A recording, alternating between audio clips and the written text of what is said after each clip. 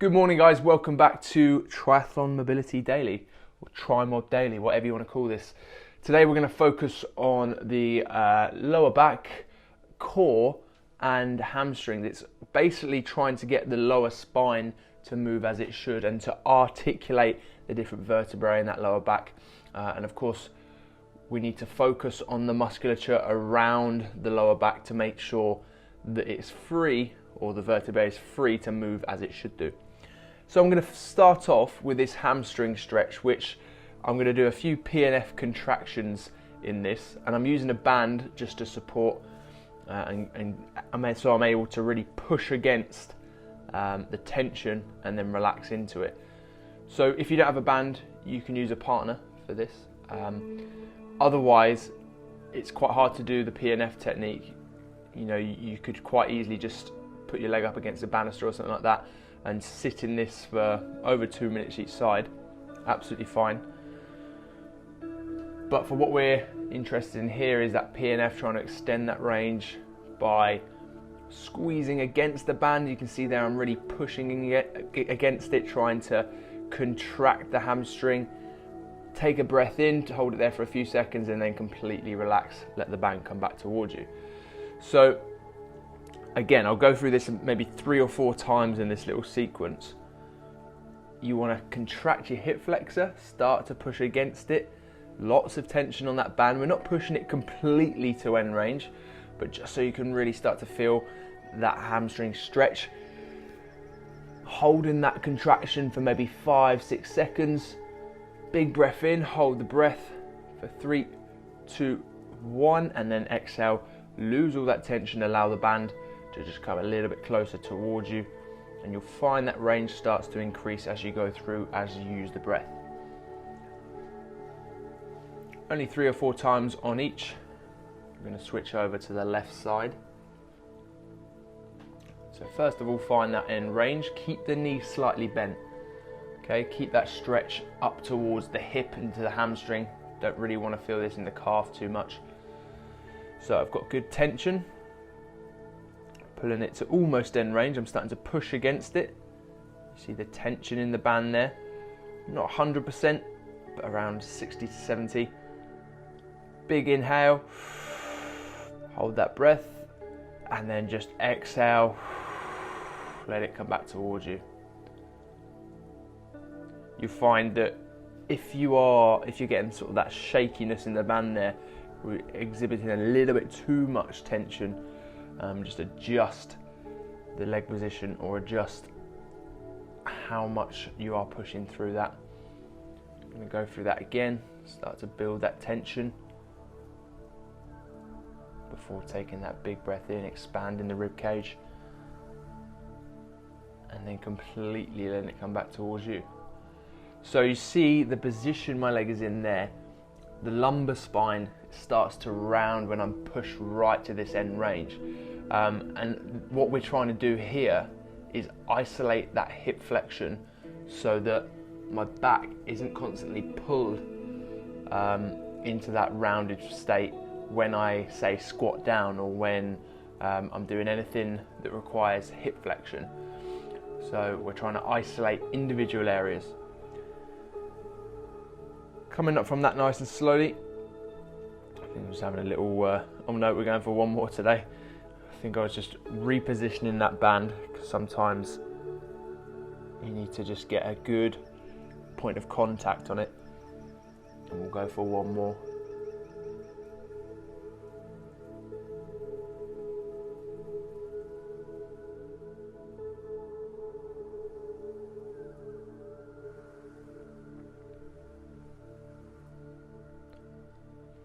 So what we're going to do now is grab a lacrosse ball or any kind of massage ball. We're going to position it under the lower back, but just off to the side.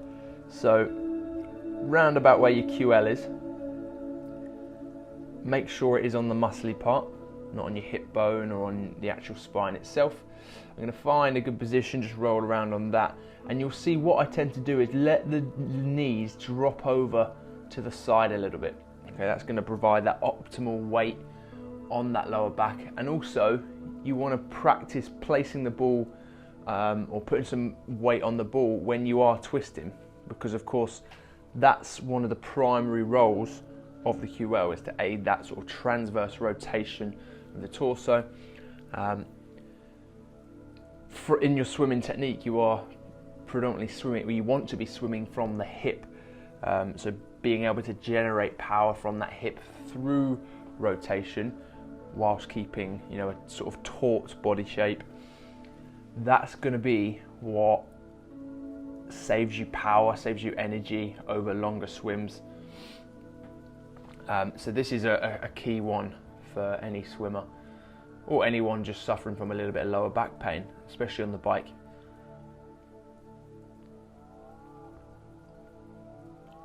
So same technique as always, guys, with the myofascial release. We're going to just do some big inhales. If you find that point of tension, expand the rib cage, maybe contract into it, and then exhale, lose that tension, allow the muscle to sink into the roller or ball.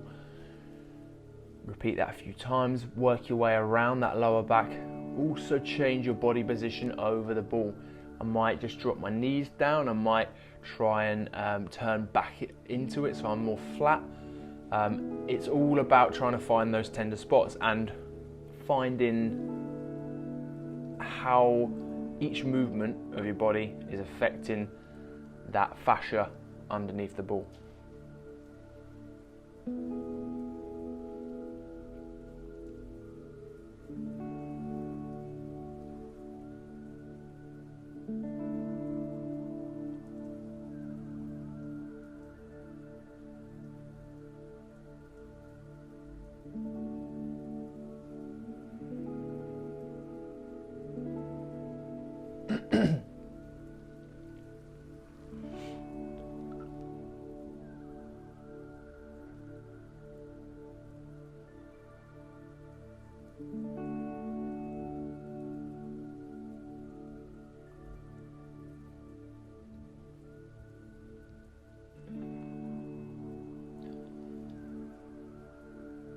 Spending roughly 3 minutes on each side,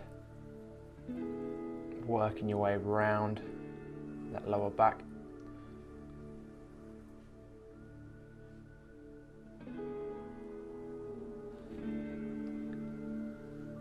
If you've been trawling through these videos daily, and you're enjoying them, then please give it a like and maybe hit the subscribe button. Tell someone you know, someone in your triathlon club, some of your mates who you feel could benefit from this, people who have got the flexibility of a Lego man, then give them a shout, because that will make recording them worthwhile, and I'll know that they are being put to good use.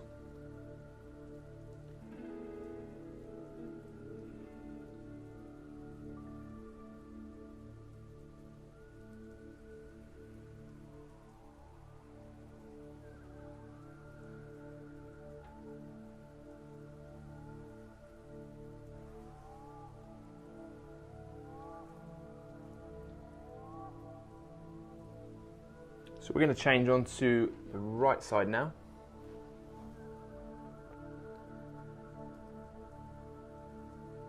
So you'll see a little bit better where I am positioning that ball. You don't want to get it on your hip bone. You want to be just above.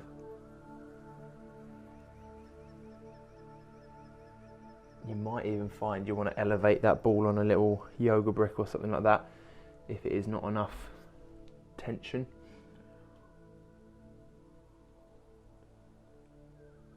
I know the slightly larger massage balls work really well for this part, because it is a big chunk of muscle that we're trying to get into here.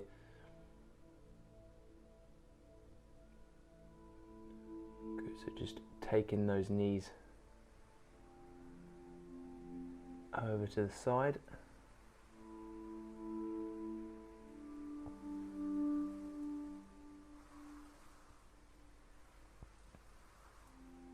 But you see the torso remains fairly flat, and that's what creates that transverse rotation and that's when you're going to start to feel that muscle and fascia moving underneath the ball. Just finding a different spot and doing the same thing, trying to breathe into it. You see, as I inhale, just want to expand the rib cage, big breath, and then exhale, completely relax into it.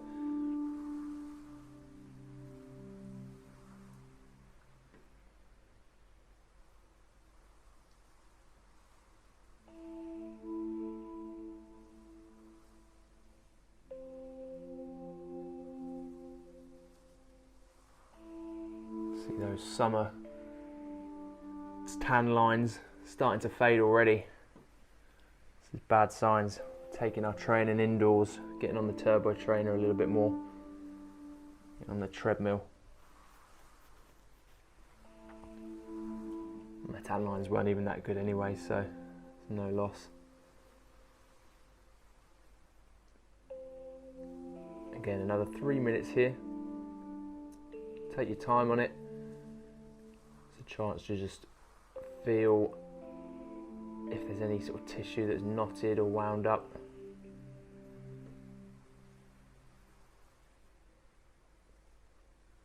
We're going to move on to sort of articulate the spine later in this video, but if that musculature around the lower back is too tight and it almost forms like a cast around the joints, then you're not going to get full range of motion, which is why it's really key to just get into this.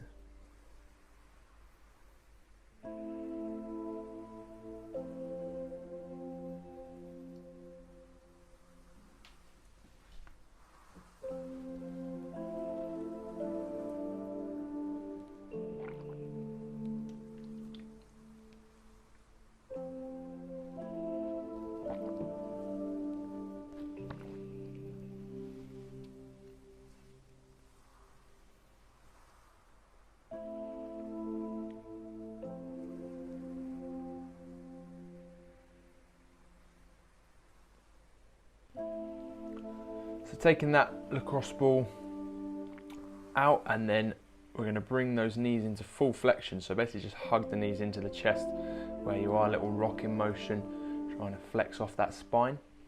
Before just extending your left leg out in front of you, and then rotating that right knee over to your left side, so across the body.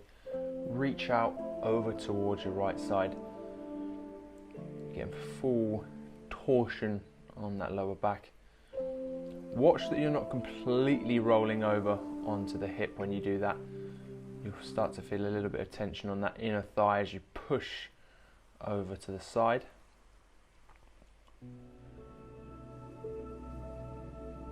See, I've not just let myself completely fall down.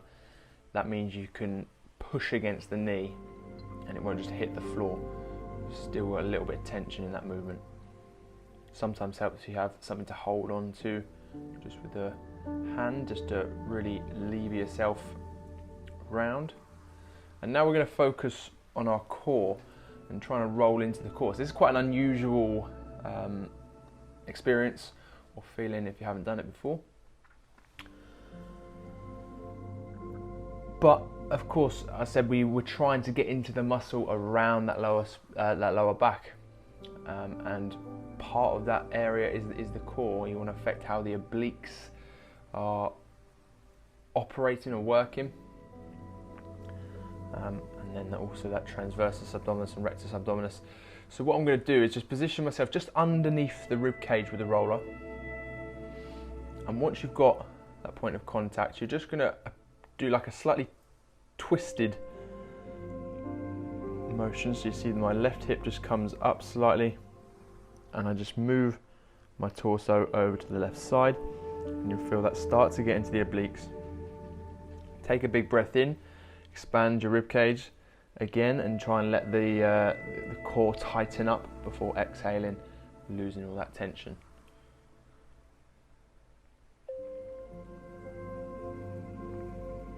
Take it over to the other side, twist into it.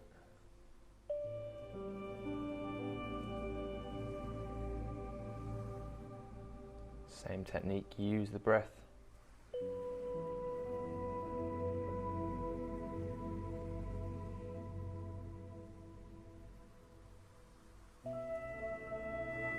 Not a place that you'd usually think to roll out, but a key place, just like any other, to really ensure that it's just functioning as it should, especially for the lumbar flexion that we're after. You need that core to sort of be working properly, because that's the thing that's contracting and taking that spine into flexion. And then those obliques, serratus, all the muscles in the side of the body are going to aid with that twisting motion.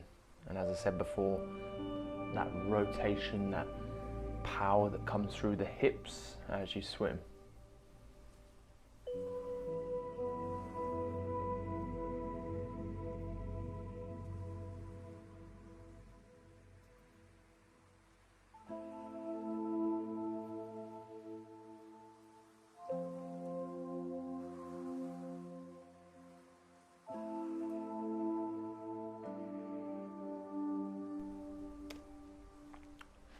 Bring it back over to the front when you're ready, and then back over to the other side.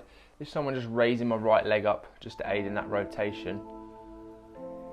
That almost crunches up on the right side of the core and just lengthens out the left side. And that's where I'm really trying to get into with that roller.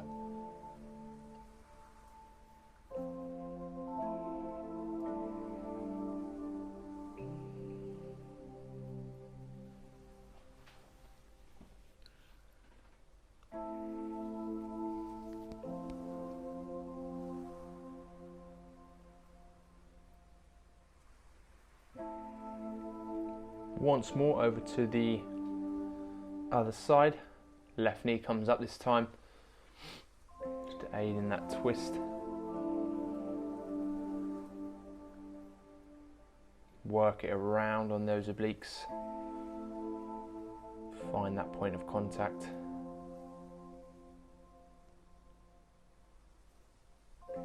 Big contract, big inhale. Exhale, relax into it.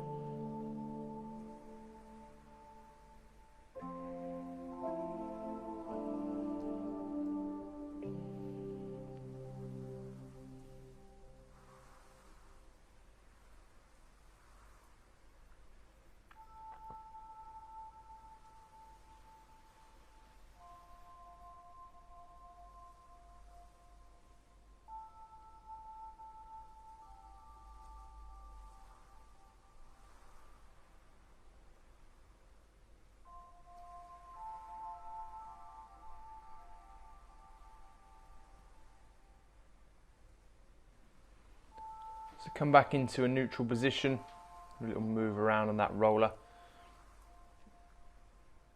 before placing it over to one side. We're just going to sit back into a child's pose here. So stretching out the hands in front of you, I'm just taking them over to the right side so that as I push back into my heels, I can get that nice length down the left hand side. I can then even push my whole body weight over towards my left shoulder, just to create the curve and extend or lengthen out those lats. Same on the other side, take those hands over to the left, feel that length, and then push over to the right shoulder.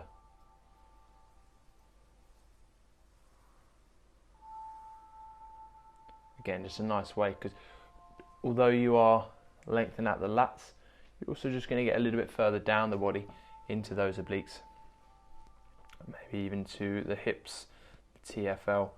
So it's a good way just to lengthen those tissues out. We're going to finish up with some cat cows then. So what I want you to do is fully articulate each bit of your vertebrae. Fully flexed there, hips are tucked under, head tucked down, before working from the hips all the way back up into the neck. This is one where you need to concentrate. You don't want to just go through the motion. You want to think about which bit of the spine is moving and when. It's quite a hard thing to do, especially around the lower back. That's an area that tends to get quite locked up for a lot of people, especially athletes. And take your time with it. Go through to that full flexion, full extension, and just try and squeeze that all the extension you can manage before starting with that neck, rounding the shoulders, working into your mid-back, squeezing that core, tucking the hips under, squeezing the glutes in before going back through that in reverse. This is the key exercise I'd recommend to anyone trying to get some more range in their spine. That old saying, you're only as old as your spine feels. To me, that couldn't be more true. This is going to affect every bit of your movement, down into the limbs. All originates from here, so we want to make sure we can articulate it as much as possible.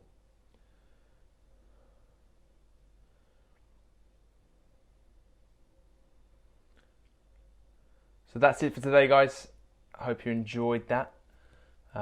Keep moving that spine as much as you can. Extend that beyond the practice. And I'll see you back here tomorrow.